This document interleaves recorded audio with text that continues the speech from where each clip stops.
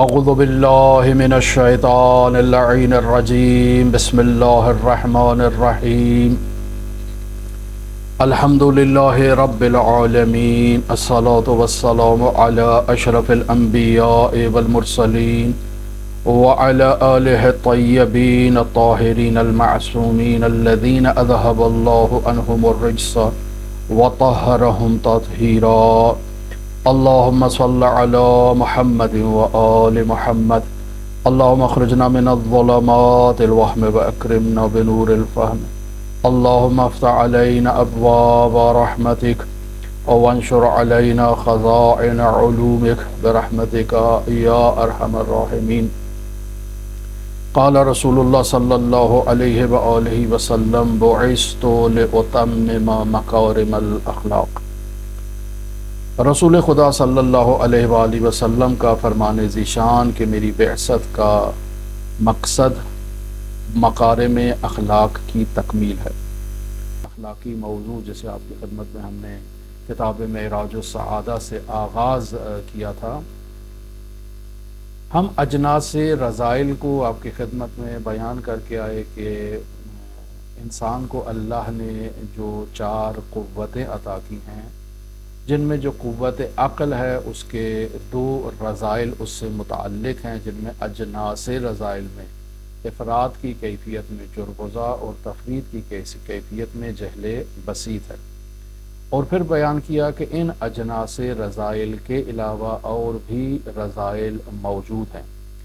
لہٰذا جہل مرکب کو آپ کی خدمت میں بیان کیا، شک و حیرت کو آپ کی خدمت میں بیان کیا، اور پھر شرک اور اس کی اقسام کو آپ کی خدمت میں کل بطور اختصار بیان کر دیا۔ لب مطلب وہی تھا جو کل آپ کی خدمت میں بیان کر دیا کہ انسان اللہ کے علاوہ کسی کو صاحب اثر جانتا ہو اور یہ عقیدہ رکھتا ہو کہ کوئی فعل اس غیر سے جاری ہوا ہے بطور مستقل جس میں خدا کا کوئی کردار نہیں ہے۔ اگر انسان اس عقیدے کے ساتھ اس غیر کی عبادت کرے تو یہ عبادت میں شرک کہلائے گا، اور یہ شرک جلی کی جو ہے وہ ایک نمایاں جو ہے وہ اس کا مصداق ہے۔ اور انسان اگر اس غیر کو عبادت نہیں کرتا ہے بلکہ اس کی اطاعت کرتا ہے تو یہ در واقع ایسے کام میں اس کی اطاعت کرنا کہ جس کام سے اللہ نے منع فرمایا ہے، تو یہ اطاعت میں شرک کہلائے گا، اور یہ شرک خفی ہے۔ اور بلا شبہ یہ جو شرک کی اقسام اور یہ جو شرک کا تعارف آپ کی خدمت میں بیان کیا، یہ شرک انسان کے لیے جو ہے وہ ہلاکت کا باعث ہے، دائمی ہلاکت۔ دائمی ہلاکت جب کہیں تو یعنی اس کا مطلب ہے کہ انسان ہمیشہ کے لیے اس شرک کے نتیجے میں عذاب الہی میں مبتلا ہوگا۔ انسان قیامت کے دن کفار کے ساتھ اس کا حشر ہوگا اور یہ کفار کے ساتھ محشور ہوگا، لہٰذا یہ شرک ایک ایسی جو ہے وہ بلا ہے جس سے انسان دوچار ہو جاتا ہے، اور انسان کو اس شرک سے نجات حاصل کرنے کے لیے توحید کی بحث کو سمجھنا بہت ضروری ہے۔ بطور معمول مؤمنین کرام توحید کی ان باریک بحثوں کو ہم لوگ نہیں پڑھتے ہیں، جس وجہ سے ہم جب فضائل اہل بیت علیہ الصلوۃ والسلام کا تذکرہ ہوتا ہے تو ہم بہت ساری چیزوں کو شرک کے کھاتے میں ڈال دیتے ہیں، بہت سارے لوگوں کو غالی بنا دیتے ہیں، بہت سارے لوگ جو ہے وہ ان پر ہم ایک ریڈ کراس لگا دیتے ہیں کہ یہ جو ہے نا یہ لوگ غالی طبقہ ہے۔ عزیزان محترم، اہل بیت علیہ الصلوۃ والسلام کے فضائل و معارف و مناقب روایات میں اس قدر زیادہ ہیں کہ انسان کو ان پر توجہ کرنی چاہیے، اور خداوند متعال کی توحید کو اگر انسان بہتر انداز میں سمجھ لے تو پھر انسان شرک کی کیفیات کو بہتر انداز میں سمجھ سکتا ہے کہ کیا میں شرک کا شکار ہوا ہوں یا نہیں ہوا ہوں۔ مثلا پہلی شرک جلی میں بیان کیا کہ انسان کسی کو جو ہے وہ مستقل صاحب اثر قرار دے، یعنی انسان کہے کہ خداوند متعال بھی خالق ہے لیکن خداوند متعال کے علاوہ بھی بعض ہستیاں ایسی ہیں جو خالق ہیں اور مستقل خالق ہیں، اس کا خدا سے کوئی تعلق نہیں ہے۔ مثلا امیر المومنین کی ذات کو لے آئیں یا حضرات اہل بیت علیہ الصلوۃ والسلام میں سے کسی اور ہستی کو لے آئیں بطور استقلال ان کی خالقیت کے قائل ہو جائیں تو یہ شرک ہے۔ لیکن اگر کوئی انسان اس نظریے کا قائل ہو جاتا ہے کہ یہ جو کچھ بھی عطا کرتے ہیں وہ اسی ذات رب العزت کے دروازے سے ہے تو یہ شرک نہیں ہے عزیزان محترم۔ لہذا بس اوقات انسان اسی طرح مسئلہ اطاعت میں بھی ہے۔ اہل بیت علیہ الصلوۃ والسلام کی اطاعت اور اللہ کی اطاعت میں کوئی فرق نہیں ہے، کیونکہ انسان اہل بیت کی اطاعت انہی معاملات میں کرتا ہے جن معاملات میں اللہ نے ان کی اطاعت کا حکم فرمایا ہے، لہٰذا تعارض وہاں پر بھی موجود نہیں ہے۔ انسان در واقع ان کی اطاعت کر رہا ہے تو حقیقت میں وہ اطاعت اللہ کی اطاعت ہے، اللہ کے حکم کی اطاعت ہے کہ اللہ نے ان ہستیوں کو انسان کا پیشوا رہبر امام جو معین فرمایا ہے، لہٰذا انسان ان ہستیوں کی اطاعت کرتا ہے تو یہ اللہ ہی کی اطاعت ہے۔ لہٰذا یہ وہ باریک نکات ہیں اعتقادات میں کہ جو بطور معمول جنہیں نظر انداز کر دیا جاتا ہے، اور ایسے ہی خواہ بعض مومنین کے اوپر جو ہے وہ شرک کی نسبت دے دی جاتی ہے اور ان سے تنفر کا اظہار کیا جاتا ہے، انہیں دائرہ اسلام سے خارج کر دیا جاتا ہے۔ جو مومن ان نظریات کا قائل ہے کہ مثلا یہی امام محمد باقر جو ہے وہ امام زین العابدین کے فرزند ہے، امام زین العابدین امام حسین کے فرزند ہے، امام حسین اور امام حسن امیر المومنین کے فرزند ہیں، اور امیر المومنین حضرت ابو طالب کے فرزند ہے، حضرت صدیقہ طاہرہ فاطمہ زہرا رسول خدا کی دختر نیک اختر ہیں اور امیر المومنین کی زوجہ ہیں۔ جو ان باتوں کا اعتراف کرتا ہے، ان پر یقین رکھتا ہے، تو یقینی بات ہے کہ وہ ان ہستیوں کے مخلوق ہونے کا قائل ہے۔ جب ان کے مخلوق ہونے کا قائل ہے تو وہ ان کی الوہیت کا قائل نہیں ہے، اور جو ان کی الوہیت کا قائل نہیں ہے اور اس نظریے کا قائل ہے، یہ جو بیان کیا، یہ جو اعتقادات ہیں، یہ جو تاریخی دستاویزات ہیں، اس کے مطابق وہ انسان مشرک نہیں کہلائے گا۔ لہٰذا عزیزان محترم، بہتر ہے کہ عقائد اسلامیہ، عقائد مکتب اہل بیت علیہ الصلوۃ والسلام کا ایک مکمل دور انسان کو کرنا چاہیے کتابی صورت میں، چونکہ ہمارے عقائد بطور معمول جو ہم اختیار کرتے ہیں وہ یا مجالس اعضاء سے ہم تک پہنچے ہوتے ہیں، یا بطور معمول ہمارے اعتقادات جو ہیں وہ سنے سنائے زیادہ تر ہوتے ہیں، دلائل اور برہان ان پر موجود نہیں ہوتے۔ لہٰذا بہتر ہے اعتقادات کا ایک مکمل نصاب کسی ایسے مستند جید بزرگ عالم کی کتاب کے ساتھ جو ہے وہ کسی استاد سے پڑھا جائے، سیکھا جائے، تاکہ انسان ان دلائل کو دیکھتے ہوئے درست راستے کی طرف جو ہے وہ قدم بڑھائے، قرآن و سنت سے درست اعتقادات کو حاصل کرے، تاکہ یہ اس قسم کی جو غلو کی بحث ہے، شرک کی بحث ہے یا تکثیر کی بحث ہے، اس میں انسان مبتلا نہ ہو جائے۔ لہٰذا آج کی جو موضوع گفتگو ہے وہ ہے توحید اور اس کی اقسام۔ عزیزان محترم، یہ توحید کی اقسام بھی جو ملا احمد نراقی رحمۃ اللہ علیہ نے بیان کی ہیں، بطور معمول یہ اقسام بھی ہمارے پاس موجود نہیں ہیں، یعنی بطور معمول ہم ان سے آشنا نہیں ہیں، ان سے واقف نہیں ہیں۔ پس ہماری اپنی کوتاہی ہے، ہماری اپنی غلطی ہے، ہماری اپنی تقصیر ہے کہ جو ہم ان اقسام کو نہیں پہچانتے ہیں، اور بعض اوقات انسان بعض چیزوں کا انکار بھی کر دیتا ہے۔ لہذا فرما رہے ہیں کہ شرک، جیسے ہم نے آپ کی خدمت میں ابھی بیان کیا کہ شرک ہے، اور شرک میں ایک شرک جلی ہے، ایک شرک خفی ہے۔ شرک جلی عبادات میں ہے، شرک خفی اللہ کے غیر کی اطاعت کرنا ہے اس معاملے میں جس میں اللہ نے منع فرمایا ہو، تو یہ شرک خفی ہے۔ شرک کے اپوزٹ اگر آئے تو وہ توحید ہے عزیزان محترم۔ لہٰذا توحید کی کچھ اقسام ہیں جسے مرحوم ملا احمد نراقی یہاں بیان فرما رہے ہیں، جن میں پہلی قسم توحید ذات کی ہے، یعنی اللہ تعالیٰ کی ذات کو ہر قسم کی خارجی ذہنی ترکیب سے، عقلی ترکیب سے انسان پاک و منزہ قرار دے، یعنی اللہ مرکب نہیں ہے۔ ایک دفعہ انسان اللہ کی ذات کو باہر جو ہے وہ ترکیب دیتا ہے، ایک دفعہ انسان اللہ کی ذات کو اپنے عقل میں ترکیب دیتا ہے، باہر ترکیب دیتا ہے، یعنی پدر، پسر، روح القدس مل کر جو ہیں وہ خدا بنتے ہیں، اقنوم ثلاثہ۔ خود یہ ترکیب جو ہے یہ خارج میں وقوع پذیر ہوئی ہے کہ مثلا اللہ ہے، مریم ہے اور روح القدس ہے، یہ تین مل کر جو ہے نا وہ ایک خدا کو تشکیل دیں گے۔ خب یہ درست نہیں ہے، یہ نظریہ ترکیب ذات کے بارے میں ہے خداوند متعال کی، اور یہ جو ہے وہ توحید کے منافی نظریہ ہے۔ اور ایک دفعہ انسان عقل میں خداوند متعال کو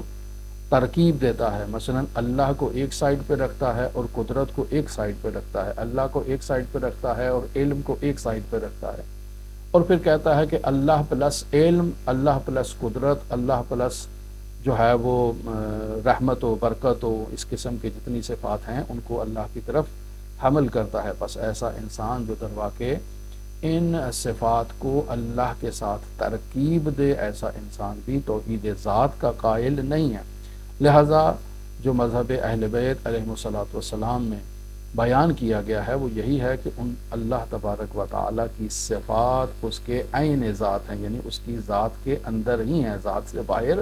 نہیں ہے۔ اس کا علم عین قدرت ہے، اس کی قدرت عین حیات ہے، اس کی حیات عین رحمت ہے۔ تو خداوند متعال کی یہ جو صفات ہیں یہ اس کی ذات کا حصہ ہیں، اس کی ذات سے جدا نہیں ہیں۔ لہٰذا توحید ذات یہ پہلا مرحلہ ہے توحید میں۔ پھر اس کے بعد توحید واجب الوجود، یعنی واجب الوجود عزیزان محترم ایسے وجود کو کہتے ہیں کہ جس کا وجود ضروری ہے اور لازمی ہے اور خود بخود ہے، ایسے وجود کو واجب الوجود کہا جاتا ہے۔ اور بس اوقات اس کے ساتھ قید لگا دی جاتی ہے واجب الوجود بذات، درست ہے عزیزان محترم؟ یہ بحثیں یقیناً اعتقادات میں آپ نے دیکھی ہوں گی انشاءاللہ۔ تو یہ توحید کی بحث میں جب ہم واجب الوجود کی بات کرتے ہیں تو یہاں ملا احمد نراقی نے واجب الوجود ہی کو صرف بیان کیا ہے کہ اس میں انسان قائل ہو توحید واجب الوجود کا، کہ وہ ذات جو ہے اس کے سوا اور کوئی نہیں ہے کہ جو واجب الوجود ہو۔ لیکن اگر آپ کلامی کتابوں کو مطالعہ کریں تو یہاں واجب الوجود کے ساتھ قید جب بذات کی لگا دی جاتی ہے تو اس کا مطلب یہ ہوتا ہے کہ ایک اور واجب الوجود بھی ہے جو بذات نہیں ہے بلکہ بالغیر ہے،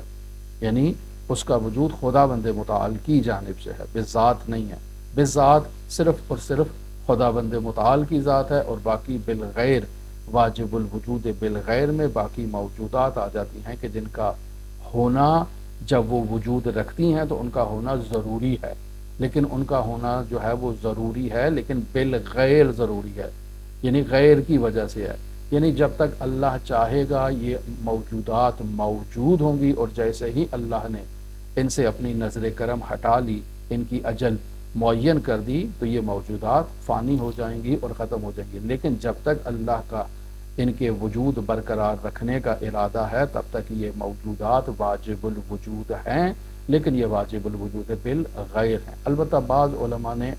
یہاں واجب الوجود کے ساتھ جو ہے وہ واجب الوجود ازلی کی بھی قید لگا دی ہے۔ یہ ازلی کی قید لگائیں یا بذات کی قید لگائیں، یہ در واقع ایک ہی حقیقت کی طرف علامت ہیں اور نشاندہی کر رہی ہیں، اور وہ توحید ذات کی طرف ہے، یعنی وہی ذات جو ازل سے ہے ابد تک رہے گی، اور وہی ذات جس کا ہونا ضروری ہے اور وہ خود بخود ہے اور کسی نے اس کو ایجاد نہیں کیا ہے، وہی واجب الوجود بذات ازلی ہے کہ اس کا بذات ہونا واجب الوجود جو ہے وہ، اور ازلی ہونا ہمیشہ سے ہونا اور ہمیشہ رہنا جو ہے وہ اس کا یہ واجب الوجود اس کا بذات ہے، وہ کسی کا محتاج نہیں ہے۔ جبکہ دوسری موجودات اگر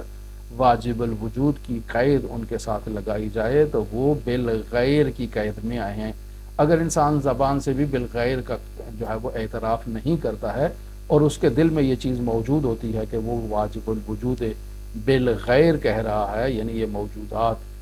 جن کا وجود ہے اور اللہ نے جن پر نظر کرم رکھی ہے اور نظر حیات رکھی ہے،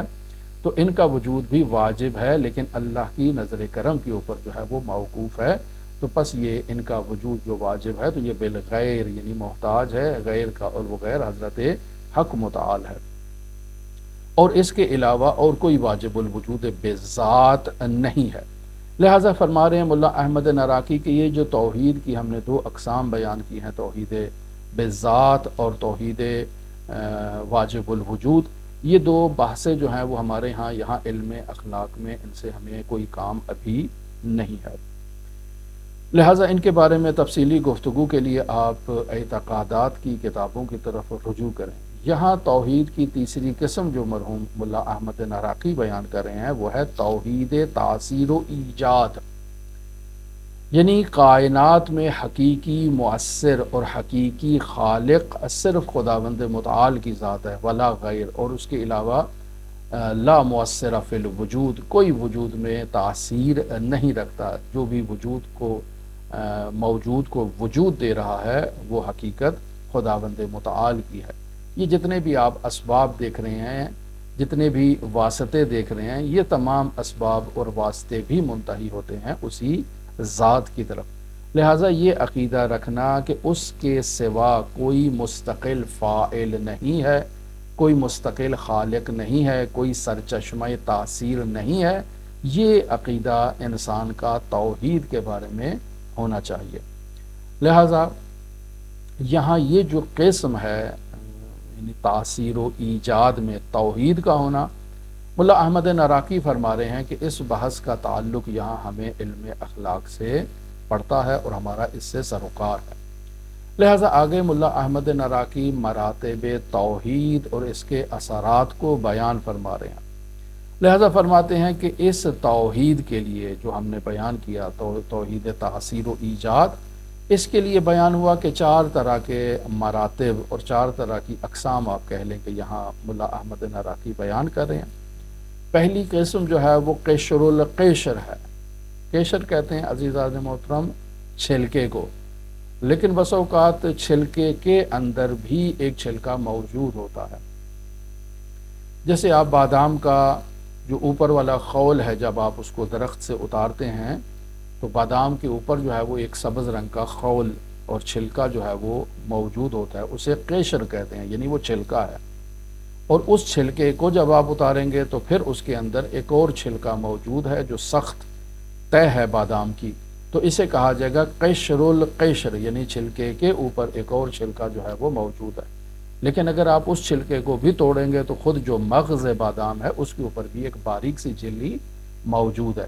تو یہ در واقع قشر القشر کی طرف آپ کی جو ہے نا وہ توجہ کروانا چاہ رہے ہیں کہ چھلکے کے اوپر جو ہے نا وہ چھلکا، یا کھال کے اوپر کھال آپ کہہ لیں۔ بس ایک قسم جو ہے وہ قشر القشر ہے، دوسری قسم صرف قشر ہے، یہاں قشر القشر نہیں ہے، اور تیسری قسم جو ہے وہ لب ہے، اور چوتھی قسم لب اللب ہے، لب کہتے ہیں خالص کو، مغز کو،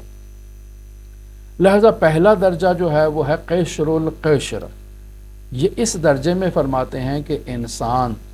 جو ہے وہ اس کی زبان، البتہ زبان کے پیچھے بھی انسان کی عقل کار فرما ہوتی ہے، یعنی انسان اگر زبان سے کلمہ شہادتین کو جاری کرتا ہے، اشہد ان لا الہ الا اللہ وحدہ لا شریک لہ، انسان نے جو زبان سے کلمہ توحید کو جاری کیا ہے تو اس زبان سے جاری کرنے کے پیچھے جو ہے وہ انسان کی عقل و دانش اور انسان کی خرد موجود ہوتی ہے،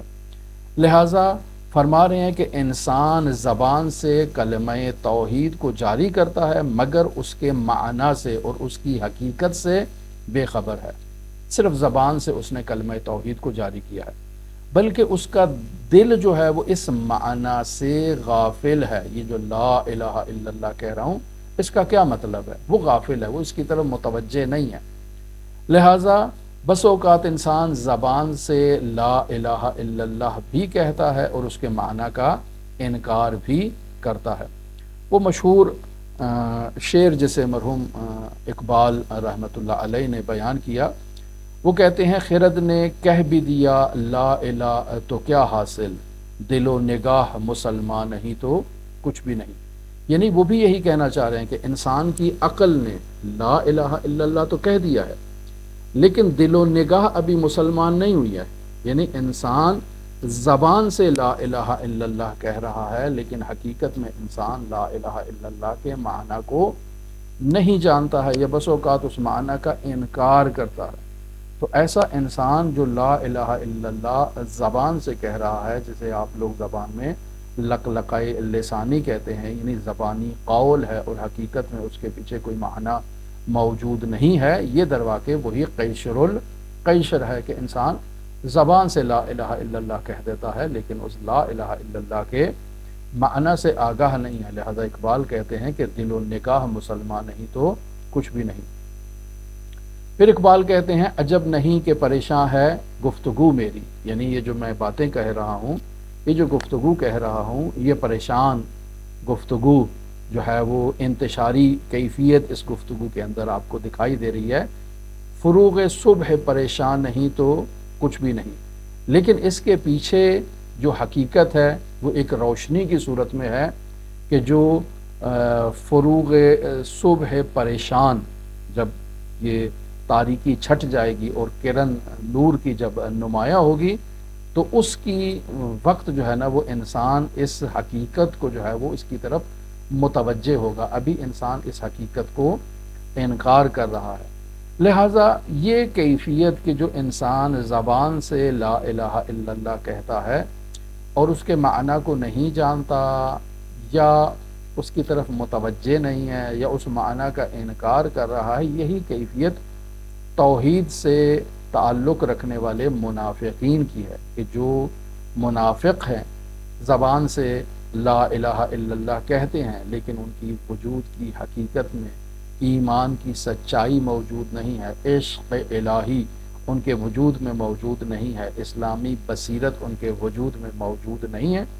تو ایسے افراد کو اس توحید کا کوئی فائدہ حاصل نہیں ہوگا، مگر صرف اس حد تک انہیں فائدہ حاصل ہوتا ہے کہ یہ چونکہ اسلامی اسٹیٹ میں اور اسلامی معاشرے میں زندگی بسر کرتے ہیں اور زبان سے کلمہ شہادتین جاری کرتے ہیں، آپ ان کے بازار سے جا کر سامان خرید سکتے ہیں، ان کے ذبیحے کو آپ کھا سکتے ہیں، ان کی ناموس، ان کا جان، ان کی مال محفوظ ہے، آپ ان سے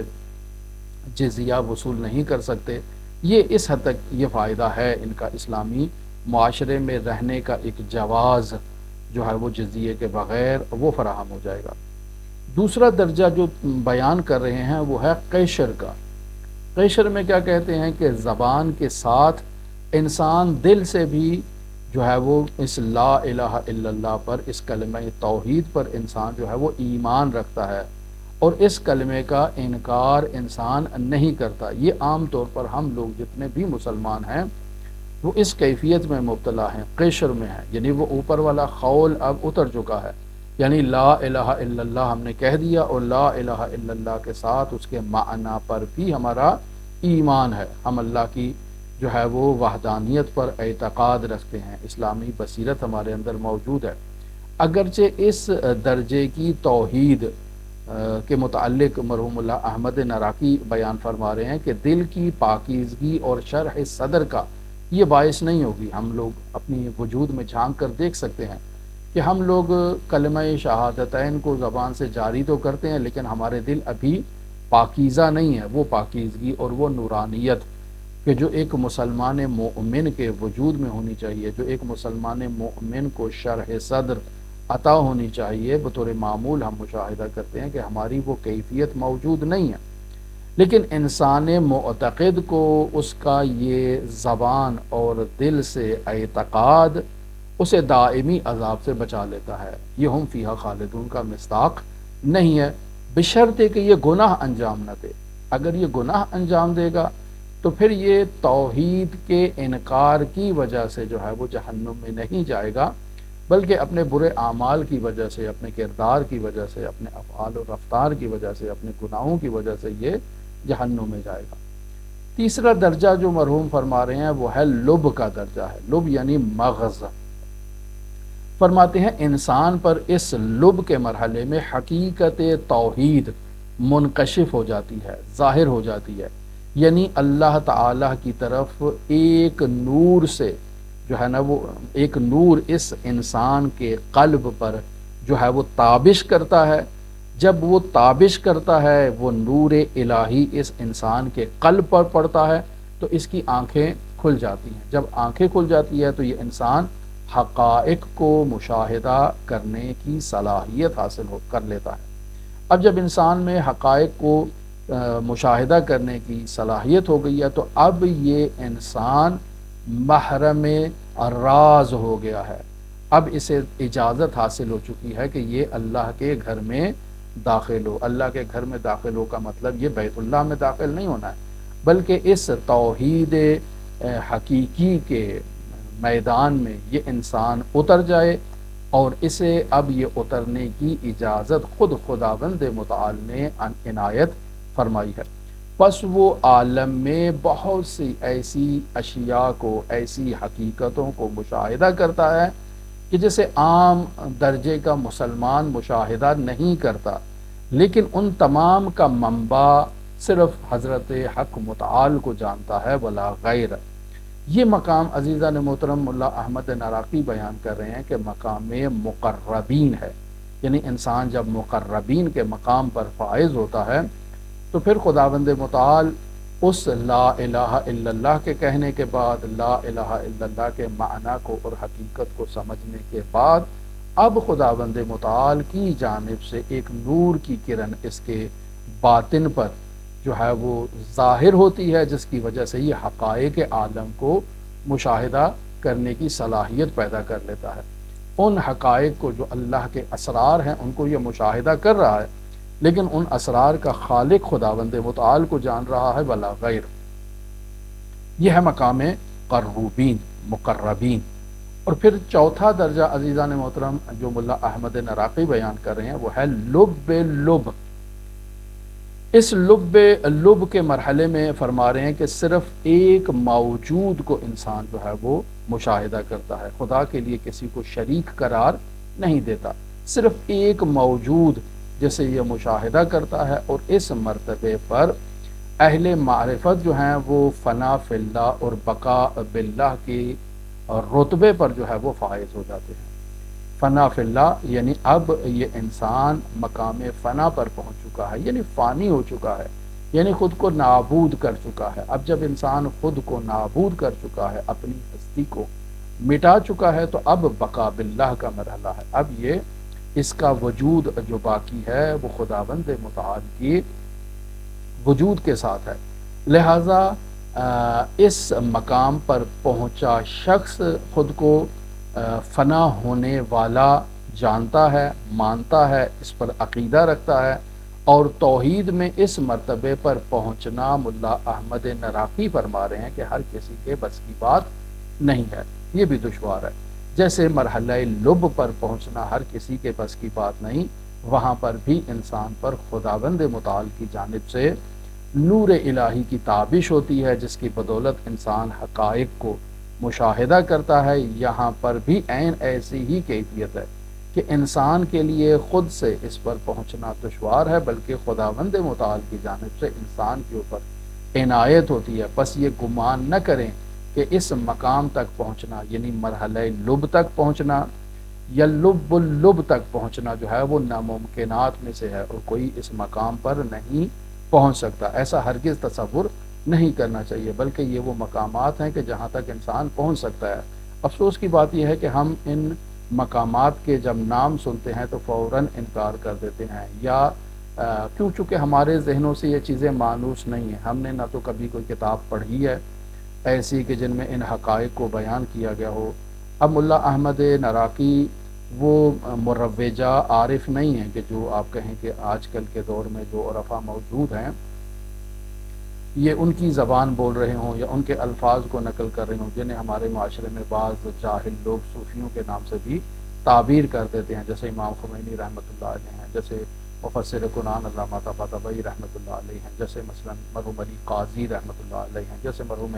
قاضی کے تمام شاگرد ہیں۔ ان پر صوفیت کا ایک ٹائٹل موجود تھا۔ مرحوم آیت اللہ بہجت کو لوگ صوفی کہا کرتے تھے، مرحوم دستغیب کو صوفی کہا کرتے تھے، مرحوم مفسر قرآن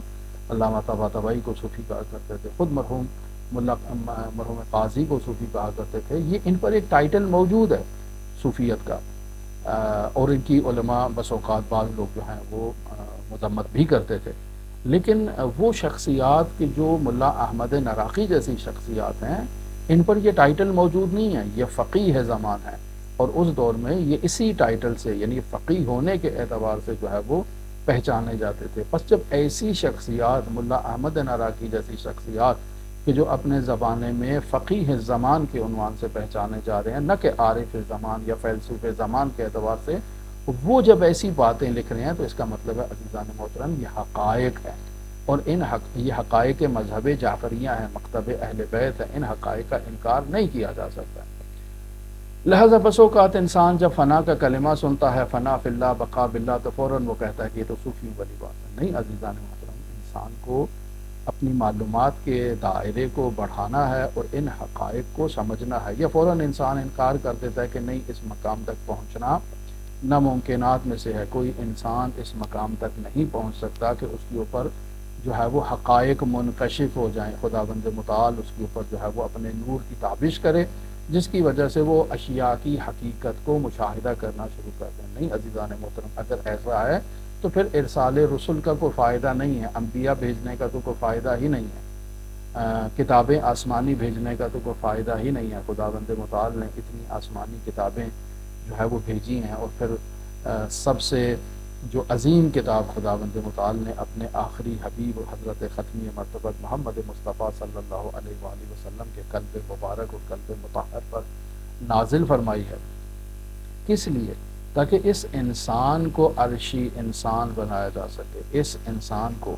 مرحلہ لب تک منتقل کیا جا سکے، مرحلہ لب تک منتقل کیا جا سکے، اس انسان کو پاکیزہ کیا جا سکے، اس انسان کو طہارت عطا کی جا سکے، اس انسان کو وہ اعمال اور وہ وظائف دیے جا سکیں کہ جن اعمال پر عمل کر کے یہ انسان جو ہے وہ بلندیوں تک پہنچ سکتا ہے۔ بس ملا احمد ناراقی کہہ رہے ہیں کہ فوراً جب ایسی چیزوں کے ہم نام سنتے ہیں تو فوراً ان کا انکار نہیں کر دینا چاہیے، یا یہ نہیں کہہ دینا چاہیے کہ ٹھیک ہے یہ باتیں اپنی جگہ صحیح لیکن ہم ان مقامات پر نہیں پہنچ سکتے۔ نہیں، ہر انسان کوشش کر سکتا ہے اور ان مقامات پر پہنچ سکتا ہے، اور یہ اللہ کا وعدہ ہے، والذین جاہدوا فینا لنہدینہم سبلنا، جو ہماری راہ میں جہاد کرتا ہے اس نے کوشش کی ہے، اس کا پہنچنا ممکن نہیں ہے لیکن اس نے کوشش کیا، اور جب اس نے کوشش کیا تو اللہ کسی کی محنت کو ضائع نہیں کرتا ہے۔ لنہدینہم سبلنا، اب اللہ کی جانب سے جو ہے وہ نور کی تابش اور نور کی کرنیں جو ہے وہ اس انسان کے وجود پر پڑیں گی اور اس کو نورانی کر دیں گی۔ یہی وہ مقام ہے عزیزان محترم کہ جسے اول معراج السعادہ سے ابھی تک ہم آپ کی خدمت میں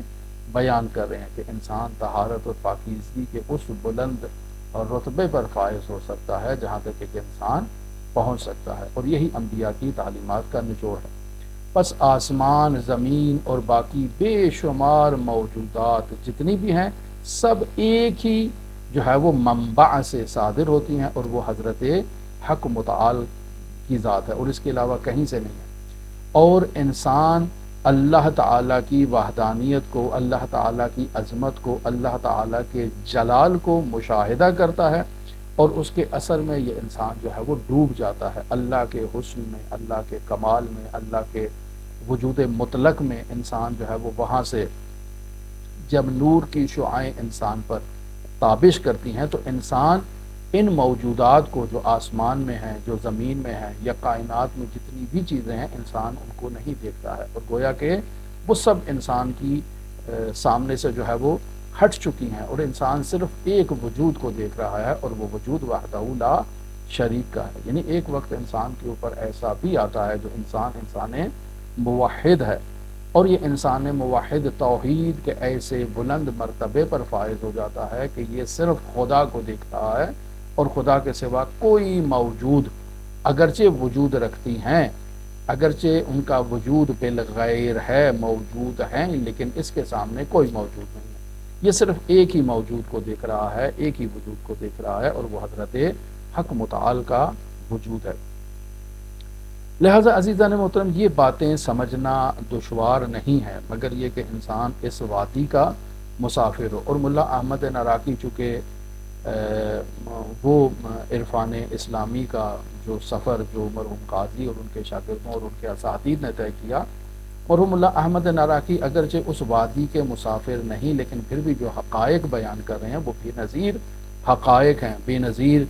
معلومات ہم لوگوں تک منتقل کر رہے ہیں، لیکن اگر اسے ان معلومات کو تکمیل کیا جائے ان معارف کے ساتھ جو عرفا نے بیان کیے ہیں، تو وہ جو حقیقت بیان کرتے ہیں وہ اور ایک عظیم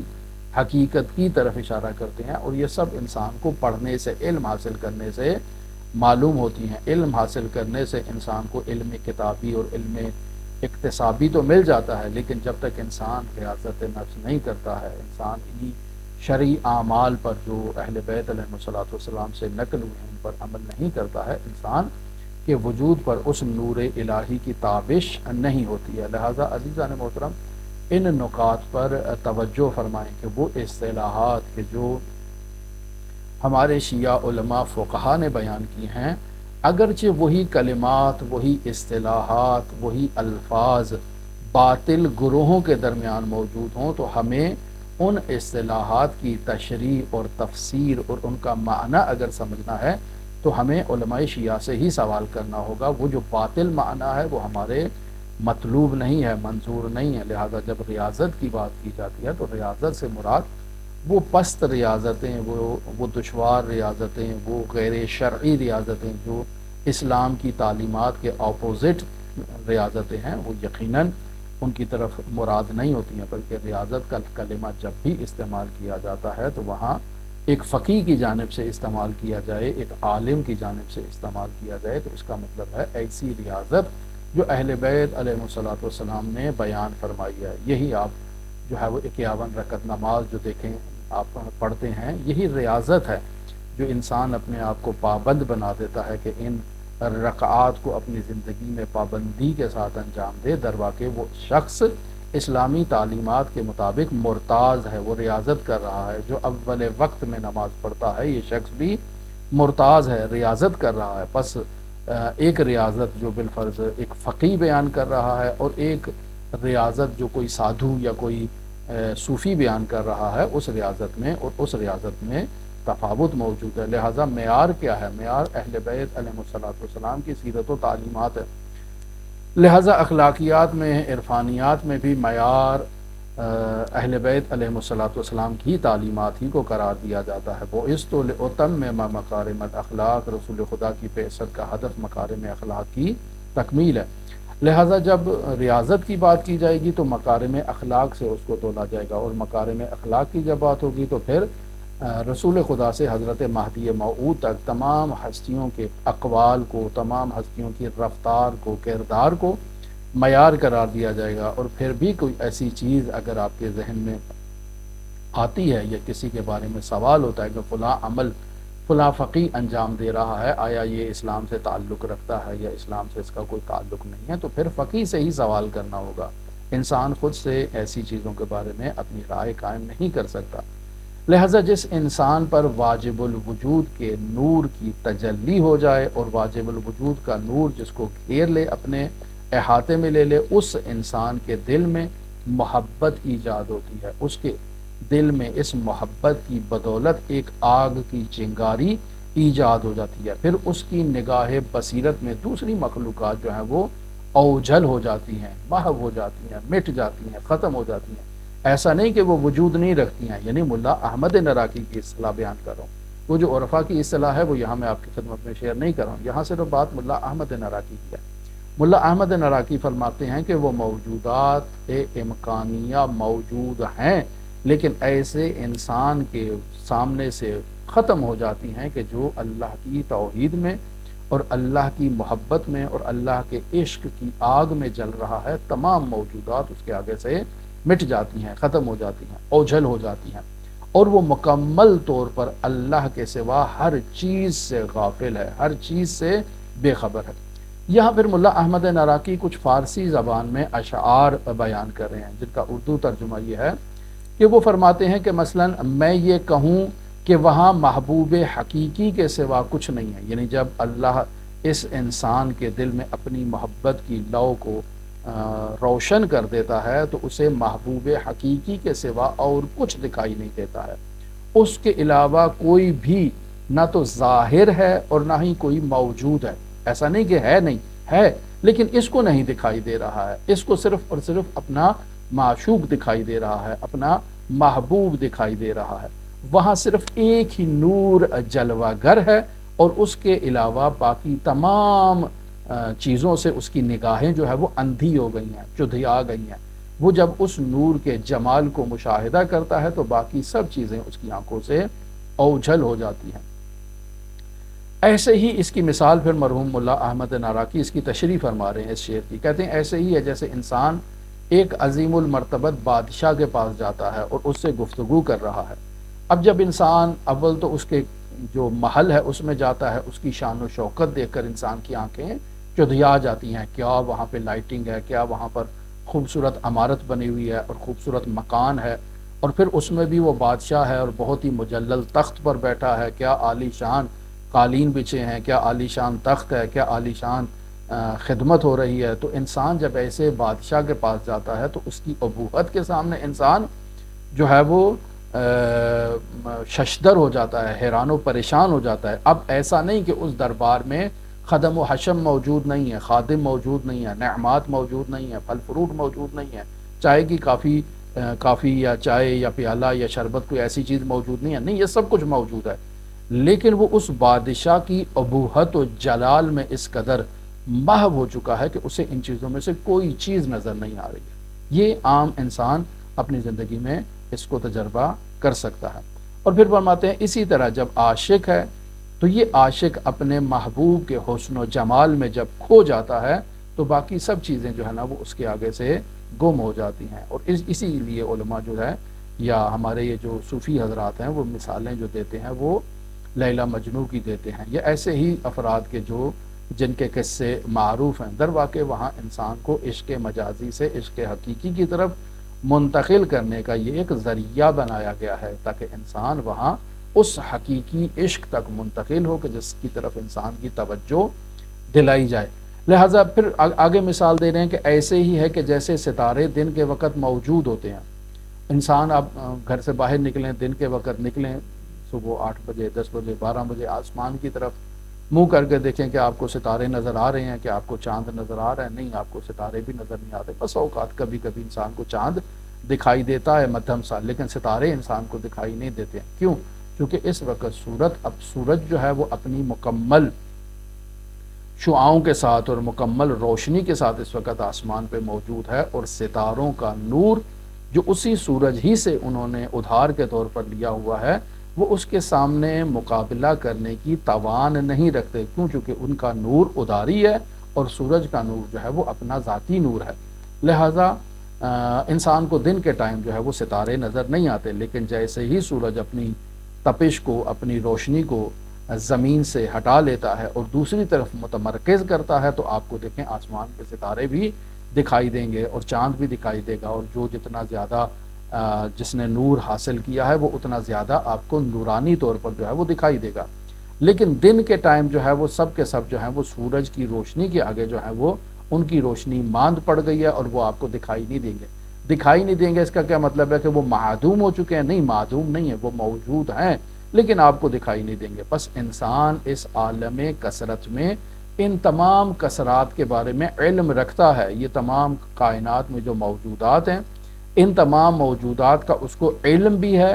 اور وہ اگر ان کی طرف نظر ڈالے تو نظر بھی ڈال سکتا ہے، انہیں دیکھ بھی سکتا ہے، لیکن چونکہ اس کی آنکھیں اس نور الہی کی عظمت کو دیکھ کر چدھیا گئی ہیں، اب وہ کسی چیز کو نہیں دیکھ رہا سوائے اس کے وجود کے۔ وہ کائنات کے ذرے ذرے میں جو ہے وہ اسی موجود کو اور اسی حقیقت کو مشاہدہ کر رہا ہے۔ یہ پتھر ہے، یہ دریا ہے، یہ چڑیاں ہیں، یہ حیوانات ہیں، یہ مسجد ہے، یہ گلاس ہے، یہ جگ ہے، جتنی موجودات ہیں اس میں انہیں صرف اور صرف وہی محبوب حقیقی دکھائی دیتا ہے اور کچھ انہیں دکھائی نہیں دیتا ہے۔ بس اس کا فلسفہ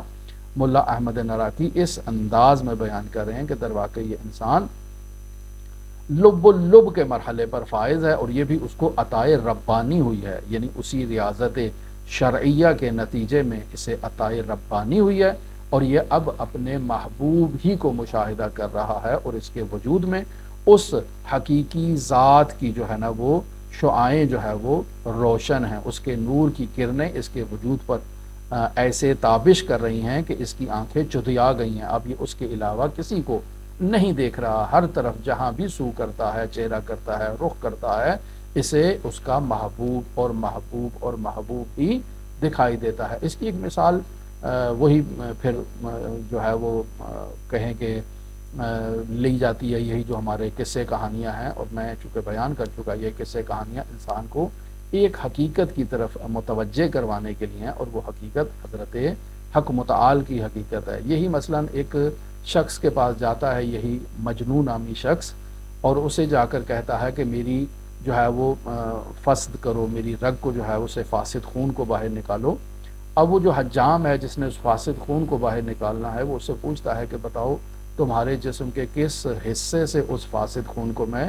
باہر نکالوں؟ وہ کہتا ہے کہ تم خود دیکھ لو، بتاؤ کہاں سے نکالنا ہوگا۔ پھر وہ اس کے جسم کے اعضاء پر ہاتھ لگاتا ہے کہ یہاں سے نکالوں، یہاں سے نکالوں، یہاں سے نکالوں، تو وہ تمام اعضاء میں کہتا ہے کہ نہیں، یہاں سے نہیں نکالو، یہاں میرا محبوب ہے، یہاں میرا محبوب ہے، یہاں میرا محبوب ہے۔